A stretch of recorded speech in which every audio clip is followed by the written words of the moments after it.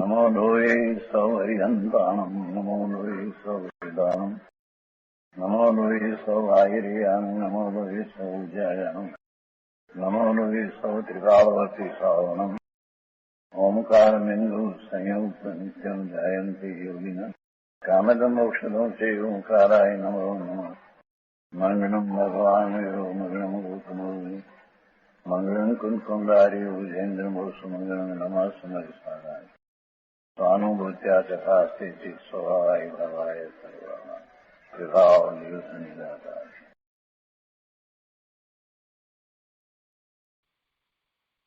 समयसार भगवान कुंकुंदाचार्य रचित समयसार तथा भगवान अमृतचंद्राचार्य रचित आत्मख्याति टीका कलश सहित एनो स्वाध्याय चाले छे। एमां सर्व विशुद्ध ज्ञान अधिकार चाले छे। एनी गाथा 356 થી 365 એ ગાથાઓનો સ્વાધ્યાય કરી રહ્યા છીએ।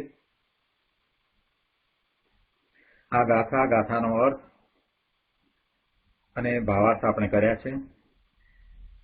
ટીકા ઉપર ગુરુદેવના પ્રવચનના થોડાક અંશ કર્યા છે।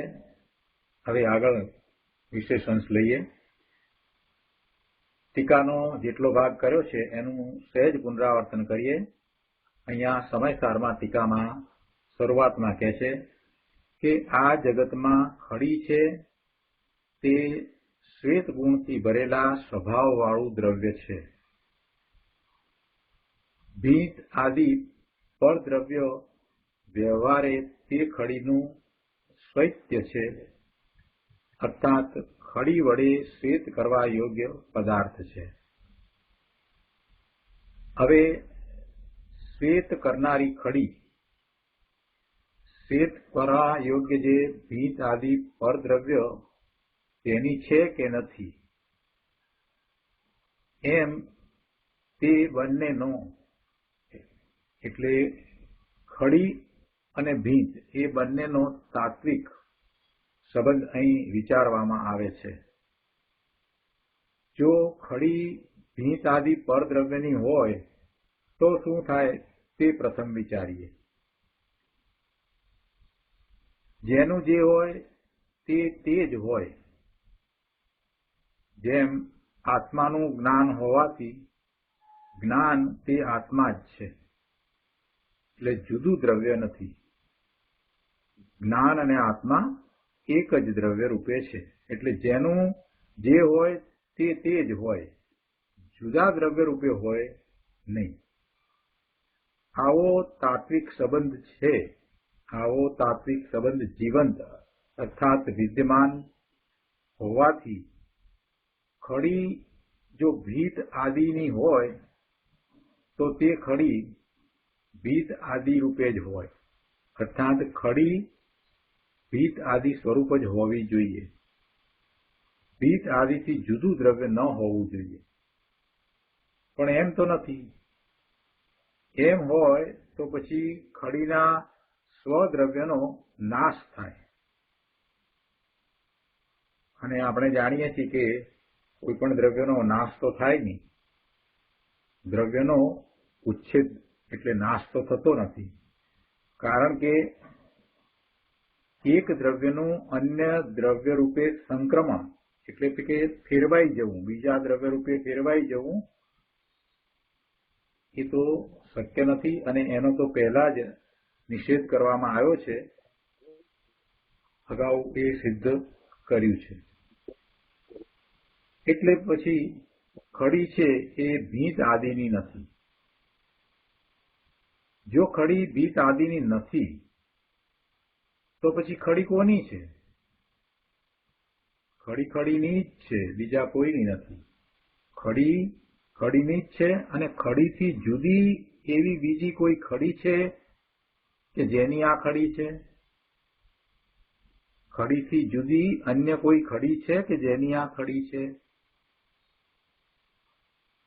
ખડીથી જુદી અન્ય કોઈ ખડી નથી, પરંતુ તેઓ બે સ્વસ્વામીરૂપ અંશો જ છે। અહીં સ્વસ્વામીરૂપ અંશોના વ્યવહારથી શું સાધ્ય છે? બીજી કોઈ ખડીની નથી, એટલે બીજી ખડીનો વિચાર કરીએ તો એ ખડીનો જ અંશ છે એમ કહેવાય, એટલે ખડીમાં જ. એટલે કહે છે કે એવા બે સ્વસ્વામીરૂપ અંશો જ છે. તો સ્વસ્વામીરૂપ અંશોના વ્યવહારથી શું સાધ્ય છે? એ દ્વારા શું પ્રાપ્ત કરવું છે? કાંઈ સાધ્ય નથી. તો પછી ખડી કોઈની નથી, ખડી ખડી જ છે એ નિશ્ચય છે. એ રીતે આ દ્રષ્ટાંત કહેવામાં આવ્યું. એના ઉપરથી હવે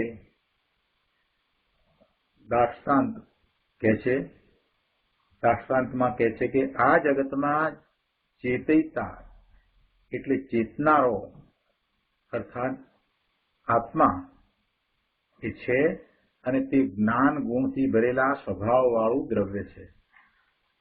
આ જગતમાં ચેતયતા એટલે ચેતનારો આત્મા છે, તે જ્ઞાન ગુણથી ભરેલા સ્વભાવવાળું દ્રવ્ય છે. ઉદ્ગળ આદિ પરદ્રવ્ય વ્યવહારે તે ચેતયતાનું આત્માનું જ્ઞેય છે. આત્મા જ્ઞાન ગુણથી ભરેલો અને એ જ્ઞાન કરે છે, એ ચેતયતા છે. તો એ જેનું જ્ઞાન કરે છે તે જ્ઞેય, એટલે કે પૂતગળ આદિ પરદ્રવ્ય એ બધાનું આત્મા જ્ઞાન કરે છે, એ વ્યવહાર છે. હવે આ જ્ઞાન કરવા વાળો નાયક અર્થાત આત્મા ચેતયતા અને પેલું જ્ઞેય જે જણાવવા યોગ્ય છે તે, તો એમાં આ ચેતયતા છે તે પેલા જ્ઞેયો પૂતગળ આદિ પરદ્રવ્યો એનો છે કે નથી, એનો તાત્વિક સંબંધ વિચારવામાં આવે છે. જો ચેતયતા પૂતગળ આદિનો હોય તો શું થાય તે પહેલા વિચારીએ. જેનું જે હોય તે જ હોય એ નિયમ છે. જેમ આત્માનું જ્ઞાન હોવાથી જ્ઞાન તે જ આત્મા છે, એટલે કે એ દ્રવ્યથી જુદું ન હોય. એટલે આવો તાત્વિક સંબંધ જીવંત છે. એટલે છતો હોવા છતાં પણ જો આપણે ચેતયતા એટલે આત્માને પૂતગળનો માનીએ તો પછી એ મિથ્યાત્વ થાય. કેમ કે ચેતયતા એ ચેતન છે અને પૂતગળ આદિ જે જળ છે અથવા તો એ અન્ય દ્રવ્ય છે. તો જો ચેતયતા પૂતગળ આદિનો હોય તો શું થાય? તો ચેતયતા એ પૂતગળ આદિનો અથવા પરદ્રવ્યનો જો કહીએ તો બે દ્રવ્ય ભિન્ન હોવાથી એ ચેતયતા એવા આત્માને અન્ય દ્રવ્ય રૂપ થવાનો પ્રસંગ આવે. એટલે એ અન્ય દ્રવ્ય રૂપ થાય, અને અન્ય દ્રવ્ય રૂપ થાય તો પછી એવા ચેતયતા આત્માનો નાશ થાય. એટલે એની વાત અહીંયા ચાલી રહી છે. ત્યાં સુધી આપણે સ્વાધ્યાય કર્યો છે, અને હવે એનો વધારે વિસ્તાર આપણે ગુરુદેવ પાસેથી સમજીએ. પ્રવચન રત્નાકર ભાગ 9, પાના નંબર 356. એમાં ત્રીજા પેરેગ્રાફમાં જે વાત આવી એ આપણે ફરીથી લઈએ છીએ અહીંયા, કે આ વાણી સાંભળે છે ને, વાણી બોલાય એ તો જડ છે, તથા વાણી સાંભળીને એનું જ્ઞાન થયું તે જ્ઞાનની દશા છે. એ જ્ઞાનની દશા જ્ઞાન રૂપ છે, તે કઈ વાણી રૂપ કે વાણી સાંભળવાના વિકલ્પ રૂપ થતી નથી. જો જ્ઞાનની દશા વાણી રૂપ થાય કે વિકલ્પ રૂપ થાય તો તે જડ થઈ જાય. અગાઉ ગુરુદેવે શું સમજાવ્યું કે આત્મા મન વાણી કાયા રૂપ થતો નથી, એ રાગ રૂપ પણ થતો નથી. કેમ કે આત્મા જ્ઞાન સ્વભાવી છે અને પોતે પોતાના જ્ઞાન સ્વભાવથી ચ્યુત થતો નથી. આત્મા જ્ઞાન સ્વભાવે જ પરિણમે છે. જેનું પણ તે જ્ઞાન કરે છે તે વખતે પણ પેલા જ્ઞેય રૂપે થતો નથી. જ્ઞાન કરે છે તો એ જ્ઞેય રૂપ થઈને જ્ઞાન નથી કરતો, પણ જ્ઞાન રૂપ રહીને જ્ઞાન કરે છે. એટલે પરદ્રવ્ય જે કંઈ છે એ પરદ્રવ્ય રૂપ આત્મા થતો નથી, પોતે જ્ઞાન રૂપ રહે છે અને જ્ઞાન કરે છે, પોતાના સ્વભાવને છોડતો નથી. અને એમાં મન, વાણી, કાયાની વાત કરી અને પછી આગળ વધીને ગુરુદેવે તો એ પણ વાત કરી કે જે આ રાગ થાય છે તો રાગને પણ આત્મા જાણે છે. તો આત્મા રાગને જાણે છે તો એ રાગ છે એનું જ્ઞેય થયું, તો એ જ્ઞેય રૂપ થઈને આત્મા એને જાણે છે કે પોતે જ્ઞાન રૂપ રહીને જાણે છે? તો કહે છે કે ના, પોતે તો પોતાના સ્વભાવને છોડતો નથી, એટલે આત્મા પોતે જ્ઞાન રૂપ રહીને સઘળા જ્ઞેયને જાણે છે. એ પછી જ્ઞેય ગમે તે હોય, એ પૂતગળ હોય, આ શરીર હોય, મન, વાણી હોય, કે પછી એને થતા રાગ દ્વેષના વિકારી ભાવ હોય, એ બધાને આત્મા જાણે. પણ જાણે ત્યારે પણ આત્મા પોતે તો જ્ઞાન રૂપ રહે છે, જ્ઞેય રૂપ થતો નથી. એટલે જાણનાર જે છે એ જ્ઞેય રૂપ જો થઈ જાય, જ્ઞેય રૂપ થઈ જાય તો પછી એના સ્વદ્રવ્યનો નાશ થઈ જાય. વાણી માટે પણ એમ જ છે. જો વાણી દ્વારા જ્ઞાન થાય છે એમ આપણે કહીએ તો એ વ્યવહારના એનું કથન છે, અને એ વાણીને આત્મા જાણે છે એમ જયારે કહીએ છીએ, એનું જ્ઞાન કરે છે, ત્યારે પણ આત્મા તો જ્ઞાન રૂપ જ રહે છે, કેમ કે વાણી જડ છે અને એ જળ રૂપ થતો નથી. એટલે જ્ઞાનની દશા વાણી રૂપ થાય અથવા તો વિકલ્પ રૂપ થાય તો એ જડ થઈ જાય. એટલે એમ તો નથી. એમ થાય તો એ જાણનાર સ્વદ્રવ્ય એટલે આત્મદ્રવ્યનો નાશ થઈ જાય, પણ એમ બનતું નથી. કેમ કે એક દ્રવ્યનું દ્રવ્યાંતર રૂપ થવું અસંભવ છે. દ્રવ્યાંતર રૂપ એટલે દ્રવ્ય બદલાઈ જવું. એક દ્રવ્ય રૂપે પોતે છે ત્યાંથી બદલાઈ અને બીજા દ્રવ્ય રૂપે થઈ જવું. એટલે આત્મા એ કોઈ પણ જ્ઞેય છે એને જાણે તો એ જ્ઞેય રૂપે બદલાઈ જતો નથી, એવું દ્રવ્યાંતર રૂપ થતું નથી. માટે કહે છે કે ચેતયતા શરીર આદિ પરદ્રવ્યનો નથી, વિકલ્પનો નથી, વાણીનો નથી, રાગનો નથી, ક્રોધનો નથી, માનનો નથી, લોભનો નથી, કોઈ કસાયનો પણ નથી. તો પછી પૂછે છે કે જો ચેતયતા પૂતગળ આદિનો નથી એટલે કે પરદ્રવ્યનો નથી, તો પછી ચેતયતા કોનો છે? કોનો છે? પ્રશ્ન કર. અહીંયા અમૃતચંદ્રાચાર્ય ભગવાને પોતે જ આ પ્રશ્ન કર્યો અને પછી આગળ વિચાર રજૂ કરે છે કે ચેતયતા તો ચેતયતાનો જ છે, ચેતયતાનો જ ચેતયતા છે. આ ચેતયતાથી જુદો એવો બીજો કયો ચેતયતા છે કે જેનો આ ચેતયતા છે? બીજા કોઈનો આ ચેતયતા છે? ચેતયતા ચેતયતાનો છે, આત્મા આત્માનો છે, જ્ઞાન કરવા વાળો જ્ઞાયક જ્ઞાયકનો જ છે. તો હવે એવા આત્માને વિશે કહે છે કે એવો આ ચેતયતા એ બીજા કોઈ ચેતયતાનો છે? ચેતયતાથી જુદો એવો બીજો કયો ચેતયતા છે કે જેનો આ ચેતયતા છે? આચાર્ય ભગવાન જવાબ આપે છે કે ચેતયતાથી જુદો અન્ય કોઈ ચેતયતા નથી, પરંતુ તેઓ બે સ્વસ્વામીરૂપ અંશો જ છે. અહીં સ્વસ્વામીરૂપ અંશોના વ્યવહારથી શું સાધ્ય છે? ચેતયતા ચેતયતાનો જ છે અને એમાં આપણે એવો ભેદ કરીએ તો એથી શું સાધ્ય છે? કંઈ સાધ્ય નથી. તો પછી જ્ઞાયક કોઈનો નથી, જ્ઞાયક જ્ઞાયક જ છે એ નિશ્ચય છે. અમૃતચંદ્રાચાર્ય ભગવાનની આ વાતનો ગુરુદેવ વિસ્તાર કરે છે. પાના નંબર 357 ઉપર અહીંયા કહે છે કે પૂછે છે કે ચેતયતા રાગનો પૂતગળ આદિનો નથી તો કોનો છે? તો કહે છે કે ચેતયતાનો જ ચેતયતા છે. જાણનારનો જ જાણનાર છે. હા, પણ જાણનારનો જાણનાર કયો? ત્યાં તો એ બે થયા. તો એ બે કોણ છે?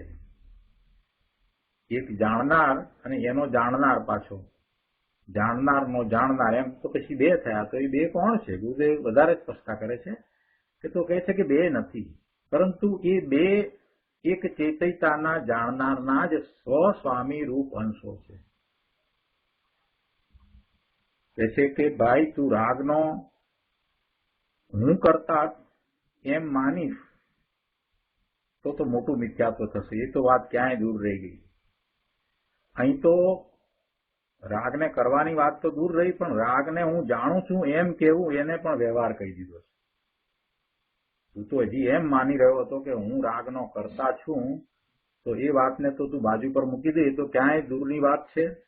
પણ અહીંયા હું રાગને જાણું એમ કહીએ એ વ્યવહાર છે, અને જાણનારનો જ જાણનાર છે એમ કહીએ એ સ્વસ્વામી અંશરૂપ વ્યવહાર છે.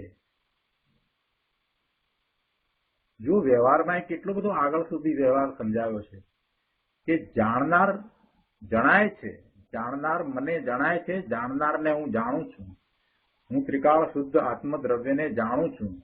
હું જ્ઞાન સ્વભાવી મારા ભગવાન આત્માને હું જાણું છું એમ જાણનારને જાણવા વાળો હું, એમ બે વાત કરી તો એને પણ વ્યવહાર કર્યો. જ્યાં સુધી વ્યવહાર છે ત્યાં સુધી અનુભૂતિ હોતી નથી. સ્વાનુભૂતિમાં ક્યાંય વ્યવહાર હોતો નથી. સ્વાનુભૂતિના કાળે પોતે અદ્વૈતપણે થઈ જાય છે, એટલે બે પણ રહેતું નથી. પહેલી વાત તો ક્યાંય દૂર રહી ગઈ કે હું રાગનો કરતા છું. અહીંયા તો કહે છે કે હું રાગને જાણું છું એમ કહેવું એ પણ વ્યવહાર છે, અને એથી આગળ વધીને જાણનારનો જ જાણનાર છે એમ કહેવામાં આવે તો એ પણ સ્વસ્વામી અંશરૂપ વ્યવહાર છે, એમ અહીંયા તો કહેવું છે. જાણનારનો હું જાણનાર છું એવો જે ભેદ પડે એ વ્યવહાર છે. જ્યાં ભેદ પડે ત્યાં વ્યવહાર થાય. દ્રવ્યની વાત આપણે કરીએ તો એમાં એમ કહેવાય કે ગુણોનો સમૂહ તે દ્રવ્ય, અને એવી શ્રદ્ધા કરવી એ વ્યવહાર છે. જુઓ, વાત બરાબર છે, વાત તો સાચી છે, સમ્યક છે. ગુણોનો સમૂહ એ જ દ્રવ્ય છે, એ પરમ સત્ય છે, પણ એ વ્યવહાર છે. કેમ કે બે પણ હું આવ્યું ત્યાં કે હું આત્મા અનંત ગુણોનો પિંડ છું એમ કહેવું એ પણ વ્યવહાર થયો. કેમ કે ગુણોનો સમૂહ એવું જે દ્રવ્ય, એ દ્રવ્ય ગુણોથી જુદું નથી. ગુણોનો સમૂહ એ દ્રવ્ય એમ બે પણ છે જ નહીં. દ્રવ્ય કહેતા ગુણ એમાં આવી જાય છે, સમાઈ જાય છે. પણ સમજાવવા માટે એમ કહેવામાં આવે, વિસ્તાર કરીને એમ કહેવામાં આવે કે ગુણોનો સમૂહ એટલે દ્રવ્ય, અને પછી દ્રવ્ય ગુણ પર્યાય એમ પણ વાત કરવામાં આવે. પણ અહીંયા તો દ્રવ્ય ને ગુણ એવો ગુણ ગુણીનો ભેદ છે, એ પણ જ્યાં સુધી રહે છે ત્યાં સુધી જીવ વિકલ્પ સહિત છે, અને ત્યાં સુધી એને સમ્યક દર્શન થતું નથી. જાણનારનો હું જાણનાર છું, આપણે કહીએ છીએ ને કે સ્વરૂપનું લક્ષ કર. તારા જ્ઞાન દર્શનના ઉપયોગને ધ્રુવ તરફ ઢાળી દે અને એને તું જાણ. તું ધ્રુવને જ્ઞેય બનાવીને એનું જ્ઞાન કર. આ તો વાત બરાબર જ છે, પણ એનું જ્ઞાન થાય છે તે કાળે એ જાણનારો હું સ્વને જાણું છું એમ બે રૂપ હોતું નથી, એટલે એવો ભેદ હોતો નથી. જાણનારનો હું જાણનાર છું એવો એ ભેદ પડે છે તો એ વ્યવહાર છે, અને એવા સ્વસ્વામી અંશરૂપ વ્યવહારથી કાંઈ સાધ્ય નથી. તો પછી શું કરવું? બસ નાયક નાયક જ છે, એ નિશ્ચય છે. આવા ત્રિકાળી શુદ્ધ નાયકની દ્રષ્ટિ કરવી તે સમ્યક દર્શન છે, જે ધર્મનું પહેલું પગથિયું છે. શુદ્ધ નાયકની દ્રષ્ટિ વિના અર્થાત સમ્યક દર્શન વિના આ તારા વ્રત તપ ભક્તિ ઇત્યાદિ જે બધો શુભ ભાવ છે, શુભ રાગ છે અને એવી જે ક્રિયાઓ છે એ ક્રિયાઓ નિરર્થક છે, એ રણમાં પોક મૂકવા જેવું છે. તેથી કાંઈ લાભ થશે નહીં, પુણ્યનો બંધ થશે. કરુણા કરીને ગુરુદેવ કહે છે કે ભાઈ તારું અસ્તિત્વ એક જ્ઞાન સ્વરૂપ છે. રાગનું કરવું એ તો એમાં છે નહીં, પણ જ્ઞાનના અસ્તિત્વમાં રહીને, એટલે કે તું જ્ઞાન રૂપે રહીને તું રાગને જાણે એમ કહીએ એ વ્યવહાર છે, ઉપચાર છે. તું જ્ઞેયપણે તો થતો નથી, તું જ્ઞાન રૂપે રહે છે અને જ્ઞાન રૂપે રહીને એટલે જ્ઞાનના અસ્તિત્વમાં રહીને તું રાગને જાણે છે એમ કેવું એ પણ વ્યવહાર છે, એ ઉપચાર છે.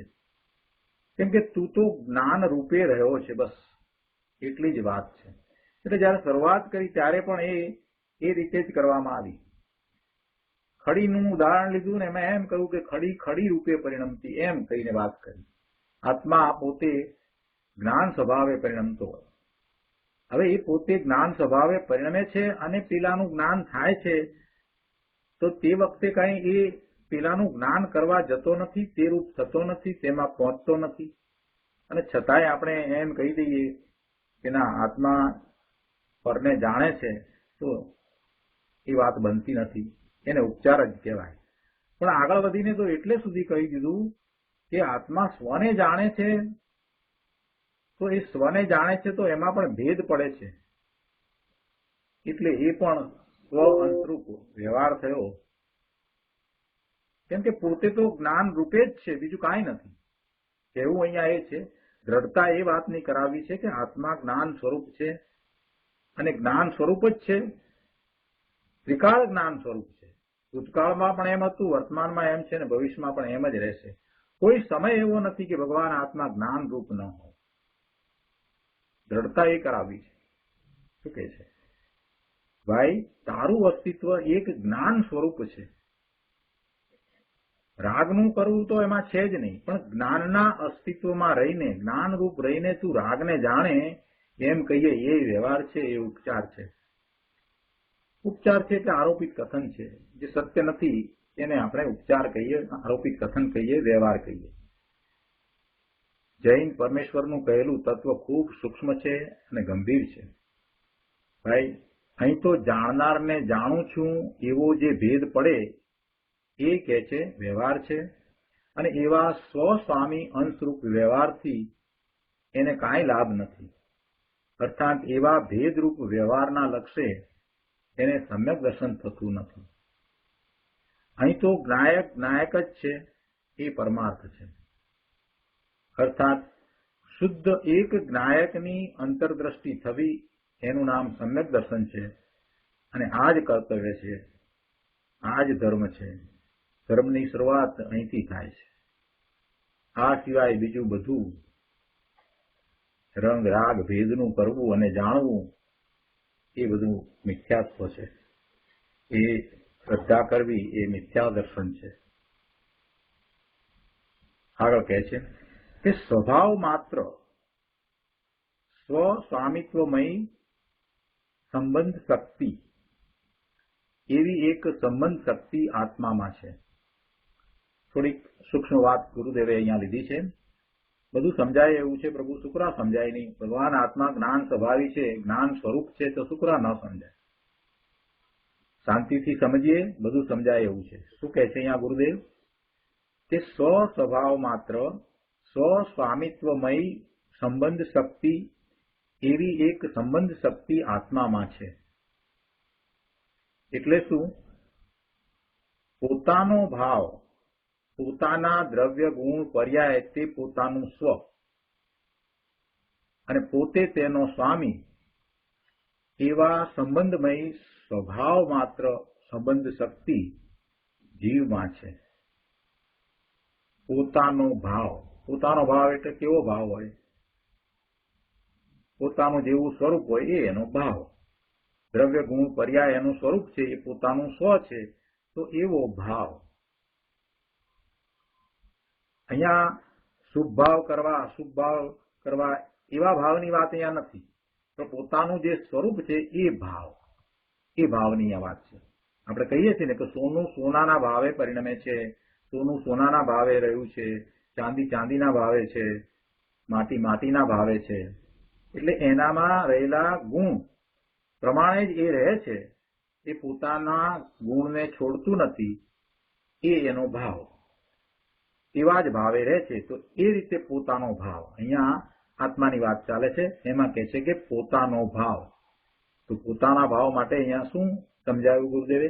કે પોતાના દ્રવ્ય ગુણ પર્યાય તે પોતાનું સ્વ અને પોતે તેનો સ્વામી એવા સંબંધમય સ્વભાવ માત્ર સંબંધ શક્તિ જીવમાં છે.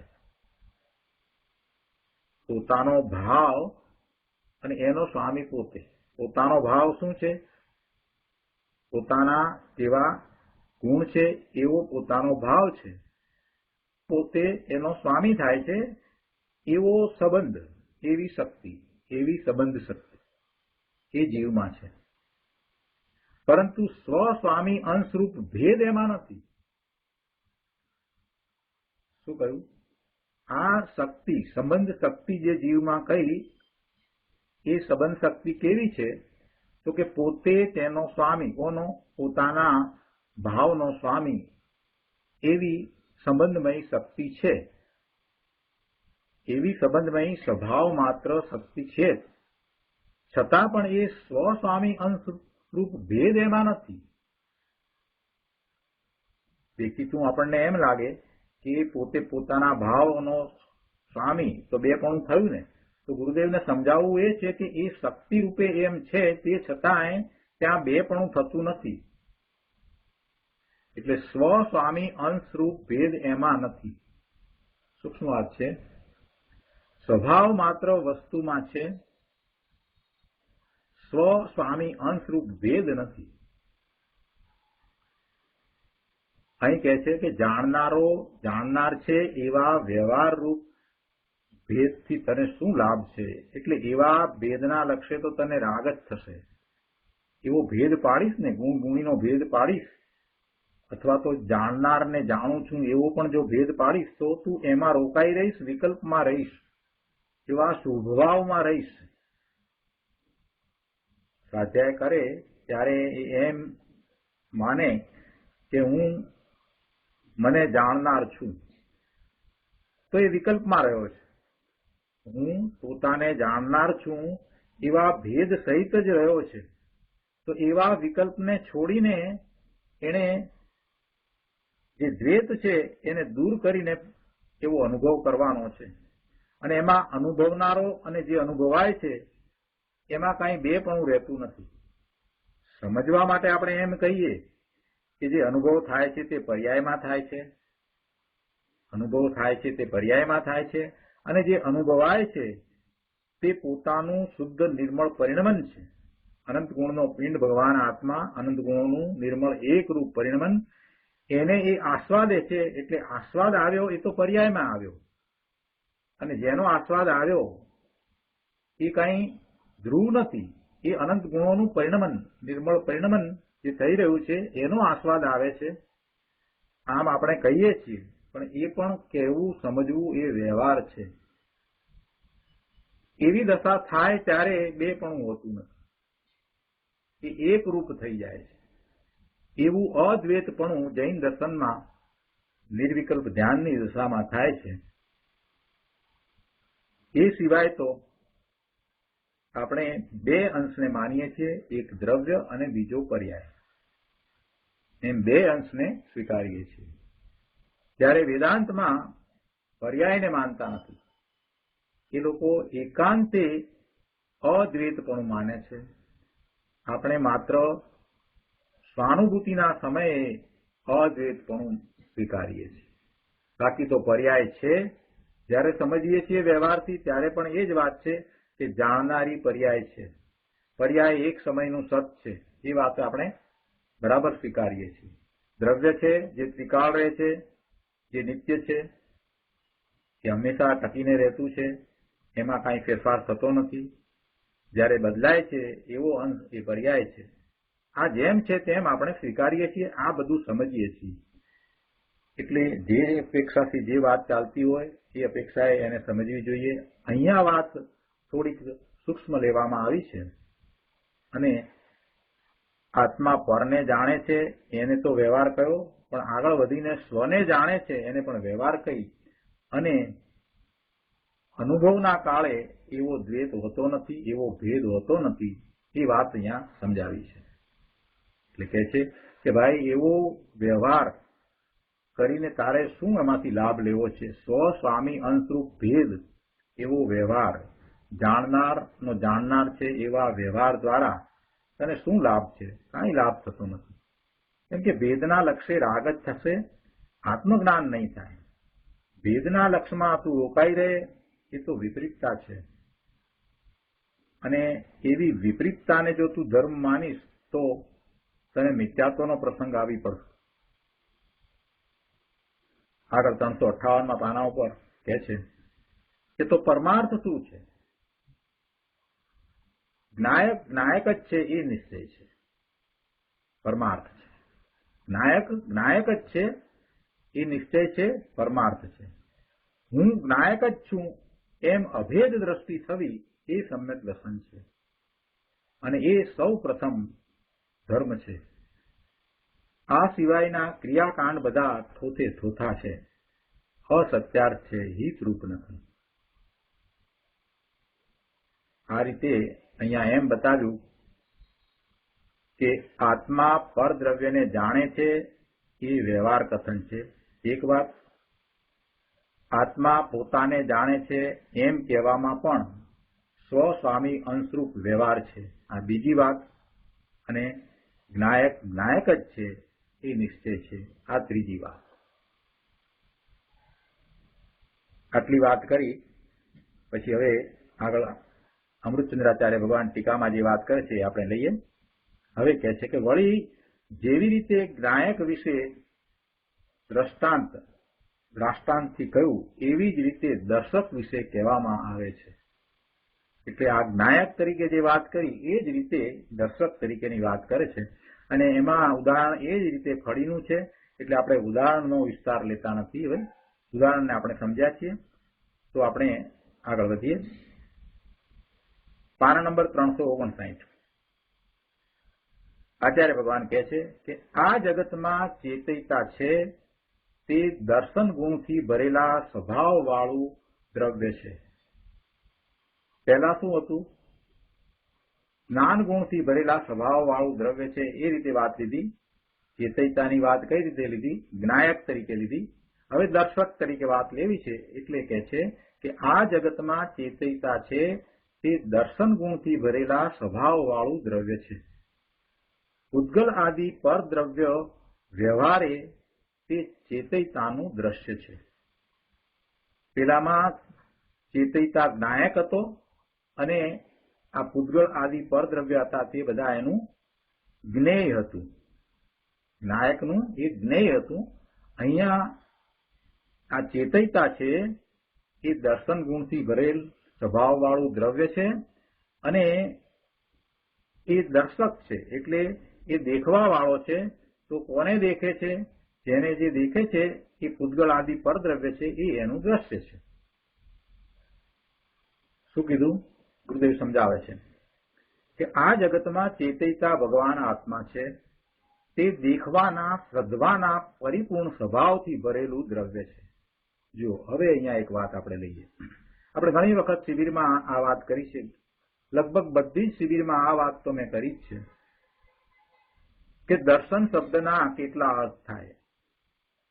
એ વખતે આ વાત કરી છે કે દર્શન એટલે દેખવું અને દર્શન એટલે શ્રદ્ધવું, એ બે અર્થ છે. એ સિવાય બીજા અર્થ જે છે, દાખલા તરીકે દર્શન એટલે ધર્મ કહીએ છીએ, એની અહીંયા વાત નથી. પણ દર્શનની જયારે વાત કરવામાં આવી છે ત્યારે પહેલો એક અર્થ છે કે દેખવું. દેખવું એટલે જે જ્ઞાન કરવું એની સાથે રહેલું દેખવું. દર્શન અને જ્ઞાનની પહેલા સદમસ્તને દર્શન હોય છે, એ જ સમય હોય છે પણ પહેલા કહેવાય છે. દેખવું જાણવું એવું દર્શન. દેખવું જાણવું એટલે દેખવામાં પ્રતિભાસ છે અને જાણવામાં વિશેષતાથી જાણવું થાય છે, વિશેષતાથી જ્ઞાન છે. એટલે આપણે જયારે દર્શન અને જ્ઞાન કહીએ છીએ ત્યારે જે સામાન્ય પ્રતિભાસ છે, સામાન્ય અવલોકન છે, એ દેખવું છે, અને વિશેષતાથી જયારે જાણીએ છીએ તો એ જ્ઞાન છે. તો એવું દર્શન અને જ્ઞાન, એવા દર્શન જ્ઞાનના ઉપયોગ એ બંને સાથે જ હોય છે. છતાં એમ કહેવાય કે પહેલા સામાન્ય પ્રતિભાસ છે અને પછી વિશેષતાથી જ્ઞાન છે. આ વાત ઘણી વાર કરી છે, પણ ફરીથી અત્યારે આ જગ્યાએ જરૂરી છે એટલે યાદ કરાવું છું. કોઈ સામેથી આવે છે તો આપણે પહેલા કહીએ છીએ કોઈ આવે છે, અને પછી નજીક આવે છે તો આપણે કહીએ છીએ કે આ તો ગિરીશભાઈ છે. કોઈ આવે છે એવો જે પ્રતિભાસ થયો એ દેખવું, એ દર્શન, અને આ ગિરીશભાઈ છે એ વિશેષતાથી જાણવું થયું તે જ્ઞાન. આ દર્શન ને જ્ઞાન એ સાથે જ હોય છે, પણ છતાંય દર્શન પહેલું અને જ્ઞાન પછી. એ આ દર્શન જ્ઞાનની વાત થઈ, અને એ ઉપયોગરૂપ છે. એ દર્શન જ્ઞાન છે તે ઉપયોગરૂપ છે. એટલે દર્શન શબ્દનો અર્થ અહીંયા દેખવું, આ પહેલો અર્થ છે. બીજો અર્થ છે દર્શન એટલે શ્રદ્ધવું. દર્શનનો અર્થ થાય છે શ્રદ્ધા. દર્શનનો અર્થ છે શ્રદ્ધા. એ દેખે છે, જાણે છે, પછી એને શ્રદ્ધા થાય છે. ગુરુદેવે આ વાતની સ્પષ્ટતા ઘણી વખત કરી છે કે જ્ઞાન કર્યા વિના, એટલે જ્ઞાનની અંદર દેખવું તો આવી જ ગયું, કેમ કે દર્શન ને જ્ઞાન તો સાથે છે. એટલે જાણ્યા વગર શ્રદ્ધા ક્યાંથી થાય? વસ્તુને જાણે નહીં તો શ્રદ્ધા ક્યાંથી થાય? એ તો કે આકાશના ફૂલ જેવી વાત થઈ. એ વાત તો ગુરુદેવે ઘણી વાર કરી છે. સમ્યક દર્શનની વાત કરતા મોટા ભાગના લોકો શ્રદ્ધાની વાતને લે છે, તો ગુરુદેવે એ વાતને મૂકી કે ભાઈ પહેલા તું જાણે ત્યારે શ્રદ્ધા થશે કે એમને એમ શ્રદ્ધા થવાની છે? સ્વરૂપને જાણ્યા વિના ક્યાંથી તને શ્રદ્ધા થાય? એટલે એ જે દેખવું, જાણવું અને શ્રદ્ધવું, અને પછી એવી દશા રૂપે રહેવું, એનું નામ ચારિત્ર.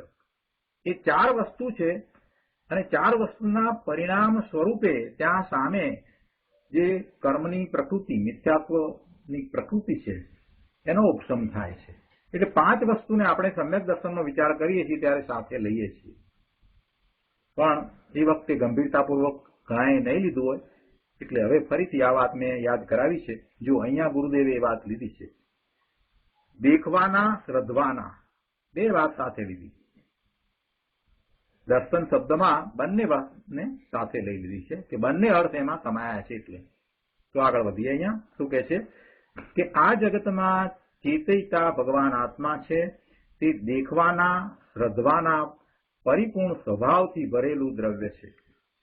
દર્શક એટલે દેખનારો, શ્રદ્ધનારો એવો આ આત્મા દર્શન શક્તિથી પરિપૂર્ણ ભરેલો પદાર્થ છે. અહીં દર્શન ગુણથી ભરેલો કહીને દેખવારૂપ અને શ્રદ્ધારૂપ બંને ગુણની વાત કરી છે. આ વાતને ઘણા લોકો સમજતા નથી. આ વાત જયારે કરીએ છીએ ત્યારે એ વાતને પકડતા નથી કે દેખવારૂપ અને શ્રદ્ધારૂપ બંને ગુણની વાત કરી છે. એટલું બધું સ્પષ્ટ ગુરુદેવે કહ્યું છે, પણ લોકો એ વાતને લેતા જ નથી. ઘણી વખત શિબિરમાં કેટલાક લોકો કંઈક અભ્યાસ કરીને આવ્યા હોય ત્યારે આ વાતને લેતા નથી. ના, તો કે શ્રદ્ધાની વાત છે ને, તમે આ દેખવાની વાત ક્યાંથી લાવ્યા? સામાન્ય પ્રતિભાસ ક્યાંથી લાવ્યા? જો એ સ્પષ્ટ કર્યું છે, બંને ગુણની વાત કરી છે. આટલું બધું તો સ્પષ્ટ કર્યું છે. દર્શન શબ્દ મૂક્યો છે, સમ્યક દર્શન જે શબ્દ છે એને બહુ સારી રીતે સમજવા જેવો છે. ગુરુદેવે જે રીતે સમજાવ્યો છે એવું કોઈ પંડિતોએ કોઈએ ક્યાંય સમજાવ્યું નથી. એ તો બહુ સ્પષ્ટ કહી દીધું. કઈ દર્શન ગુણથી ભરેલો કહીને દેખવારૂપ અને શ્રદ્ધારૂપ બંને ગુણની વાત કરી છે. દેખવા, શ્રદ્ધારૂપ દર્શન ગુણથી ભરેલા સ્વભાવવાળું આત્મા એક દ્રવ્ય છે. એક શબ્દનું મહત્વ છે. કોઈ શબ્દને આમ જવા દઈએ તો નહીં ચાલે, વાત નહીં બને. આગળ કહે છે કે આને પૂતગળ આદિ પરદ્રવ્ય કહે છે કે વ્યવહારે તે ચેતયતાનું એટલે આત્માનું દ્રશ્ય છે. આ પૂતગળ પદાર્થો એ વ્યવહારથી એ દર્શક એટલે ચેતયતા આત્માનું એ દ્રશ્ય છે. જેમ જ્ઞાયકનું જ્ઞેય હતું એવી રીતે આ દર્શકનું દ્રશ્ય છે. દર્શન કરવા વાળો ચેતયતા ભગવાન આત્મા એનું એ દ્રશ્ય છે. એટલે શું કે આત્મા શરીર આદિને, રાગ આદિ પરદ્રવ્યને દેખે છે એમ કહીએ તે વ્યવહાર નહીંનું વચન છે. આત્મા દેખવાની પર્યાયમાં દેખવા યોગ્ય પર ચીજને દેખે છે એમ કહીએ તે વ્યવહાર નહીંથી છે, અર્થાત તે વાસ્તવિક કથન નથી. જેમ પરને જાણે છે તે વ્યવહાર નહીંથી છે, એ જ રીતે પરને દેખે છે અને પરને શ્રદ્ધે છે, બંનેમાં આવી જાય છે. એ પહેલા જ સ્પષ્ટતા ગુરુદેવે કરી.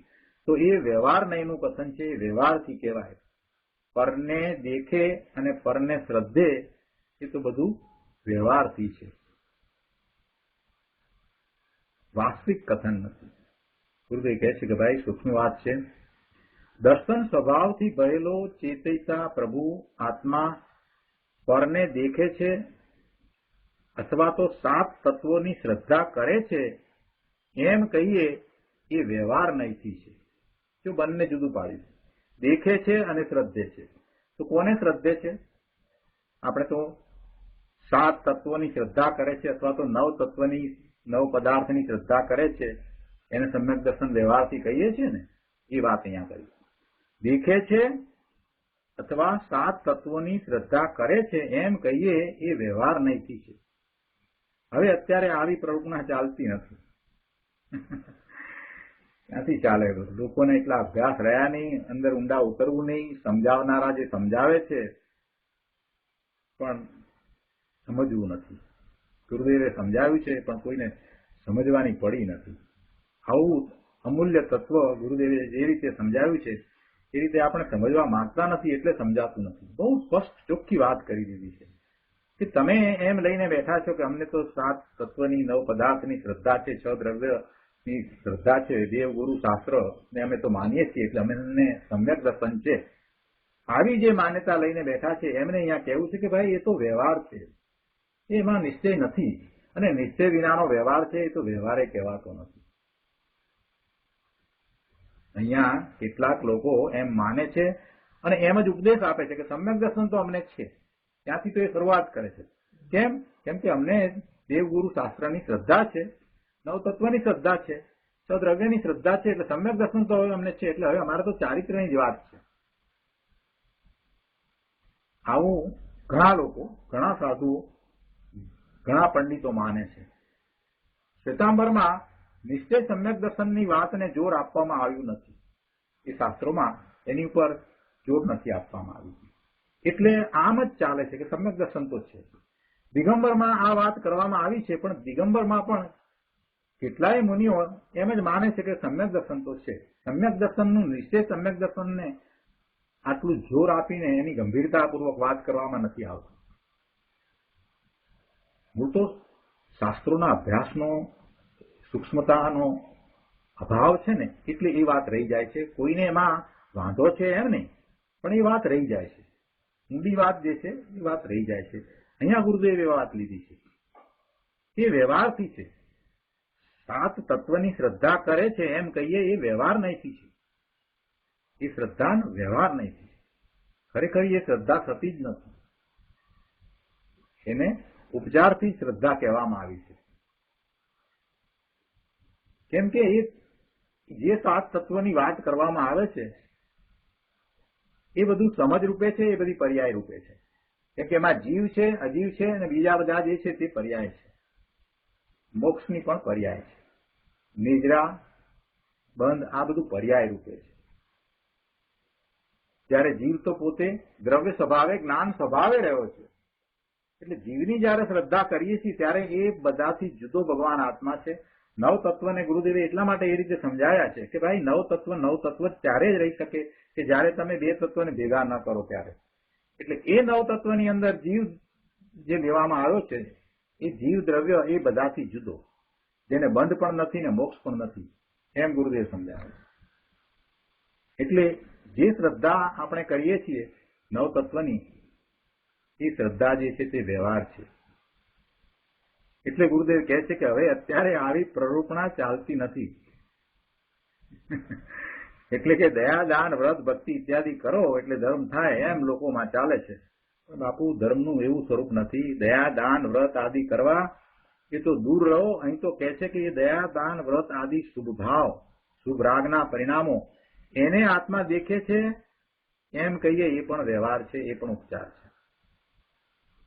ભૂતગલ આદિ પરદ્રવ્ય ને એ દેખે છે એ તો વ્યવહાર છે જ, પણ પોતાને આ શુભભાવ થયા, દયા દાન વ્રત આદિના જે શુભભાવ થયા પૂજા ભક્તિ વિનયના,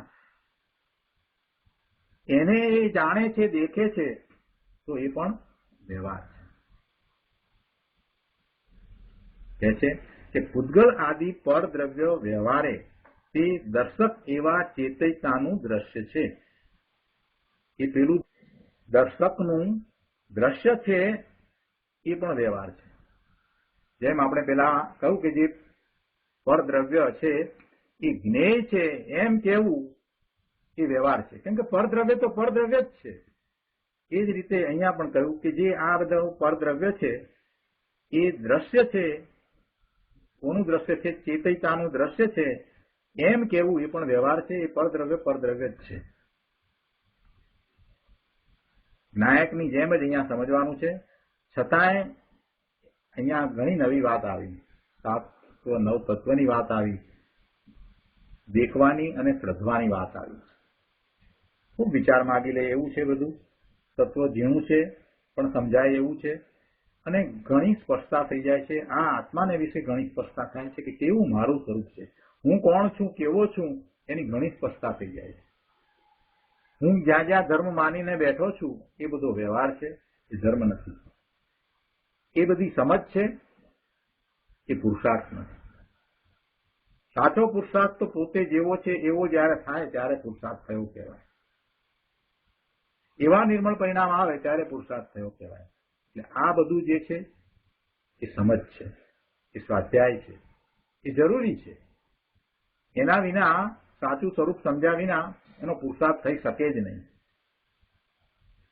હવે આચાર્ય ભગવાન આગળ વાત કરે છે કે હવે દર્શક એટલે દેખનારો, અથવા શ્રદ્ધાનો એટલે શ્રદ્ધા કરનારો, ચેતયતા દ્રશ્ય એટલે દેખવા યોગ્ય અથવા શ્રદ્ધવા યોગ્ય જે પૂતગળ આદિ પરદ્રવ્ય છે એ પરદ્રવ્યનો છે કે નથી, એમ તે બંનેનો તાત્વિક સંબંધ હવે વિચારવામાં આવે છે.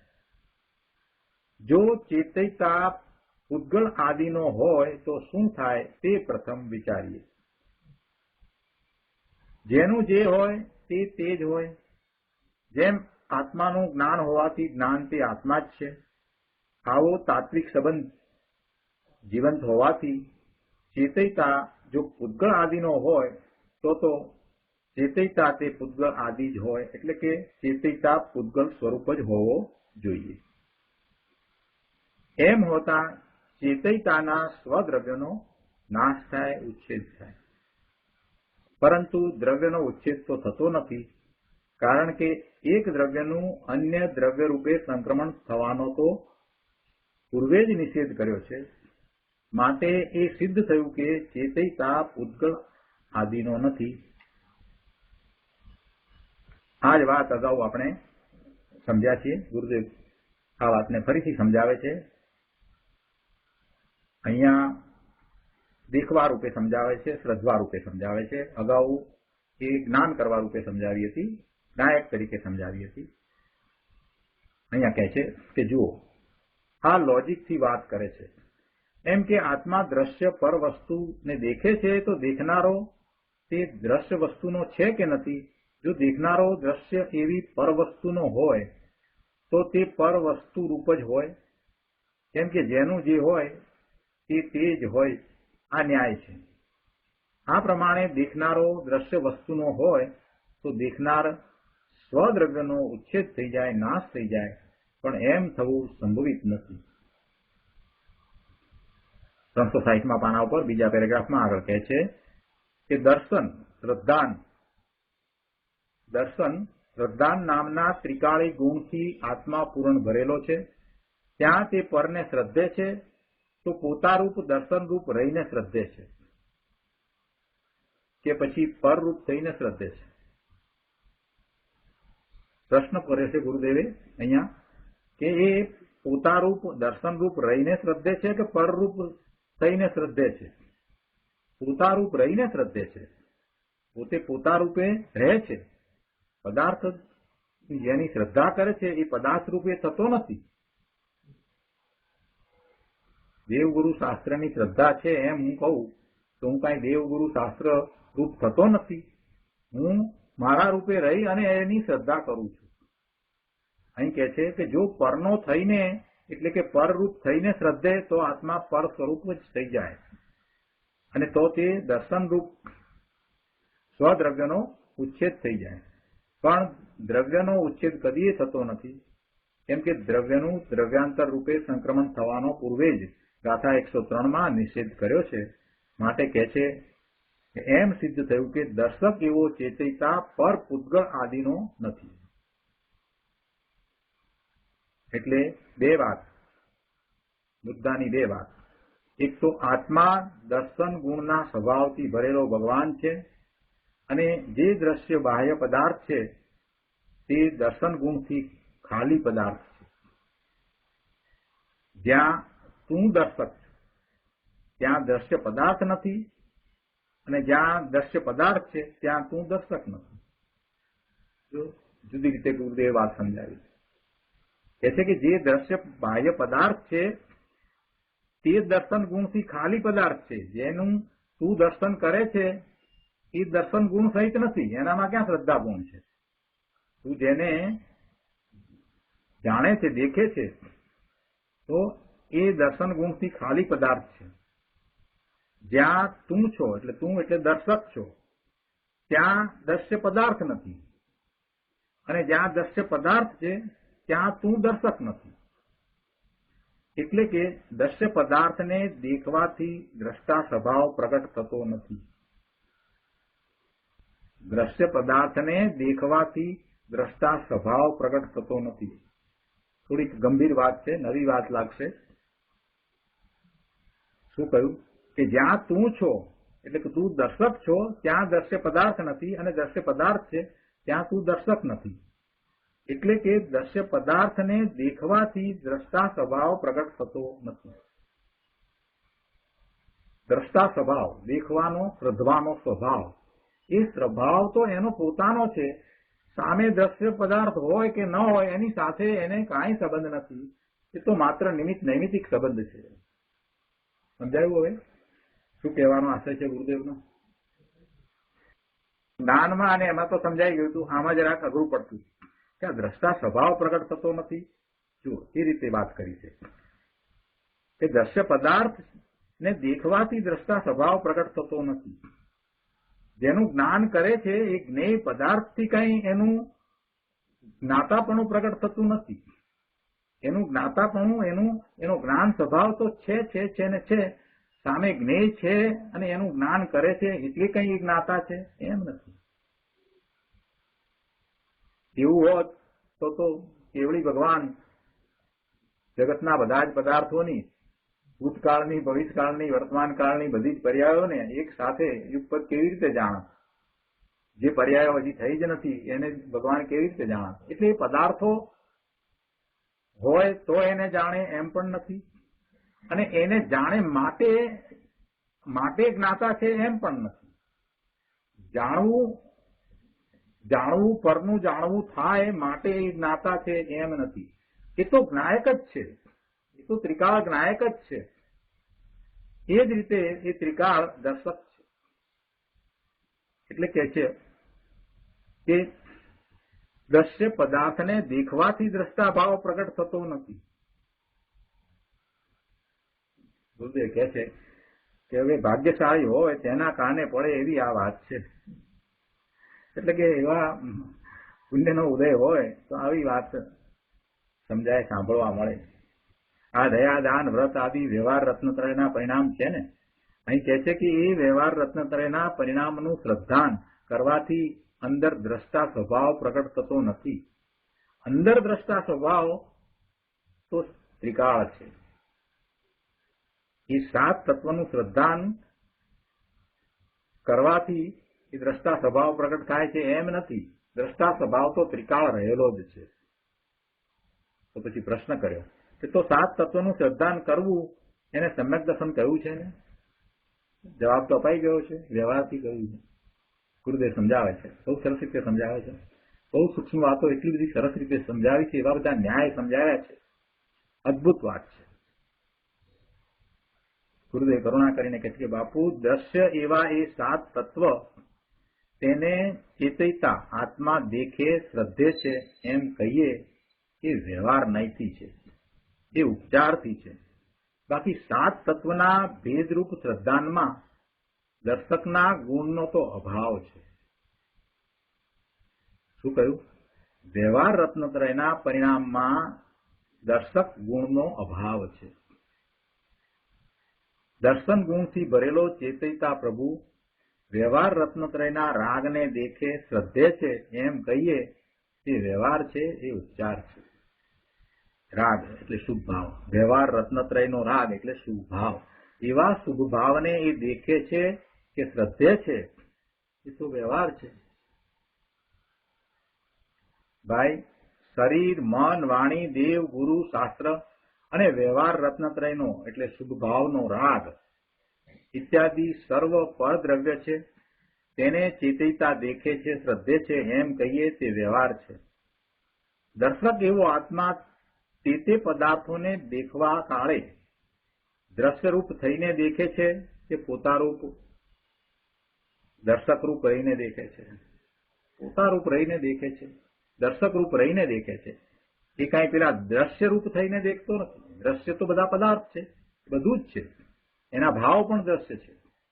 એને શુભ ભાવ થયા એનો પણ એ દેખનારો છે, એનો શ્રદ્ધનારો જો આપણે કહીએ તો એ પણ એ દ્રશ્ય છે. તો એ દ્રશ્યરૂપ થઈને દેખે છે કે પોતારૂપ રહીને? પોતારૂપ એટલે કે દર્શક રૂપ રહીને દેખે છે, પોતારૂપ રહીને દેખે છે. જો દ્રશ્યરૂપ પરદ્રવ્ય રૂપ થઈને દેખે તો તે પરદ્રવ્ય રૂપ જ થઈ જાય અને તો તેનો એટલે ચેતયતાના સ્વદ્રવ્યનો ઉચ્છેદ થાય, નાશ થાય. પણ એમ બનતું નથી, કેમ કે દ્રવ્યનું દ્રવ્યાંતરપણે સંક્રમણ થવું અશક્ય છે. માટે કહે છે દર્શક પૂતગલ આદિ પરદ્રવ્યનો નથી, દેવનો નથી, ગુરુનો નથી, શાસ્ત્રનો નથી, વ્યવહાર રત્નત્રયનો નથી. અહીં તો બહારના સર્વ દ્રશ્ય પદાર્થોથી ખસીને શુદ્ધ એક દર્શન શ્રદ્ધાન ગુણથી ભરેલા ભગવાન આત્માની અંતરદ્રષ્ટિ કરવી, બસ એ એક જ પ્રયોજનની વાત છે. તો આજનો સ્વાધ્યાય આપણે અહીંયા સુધી રાખીએ છીએ. હવે સુખધામ બોલીએ.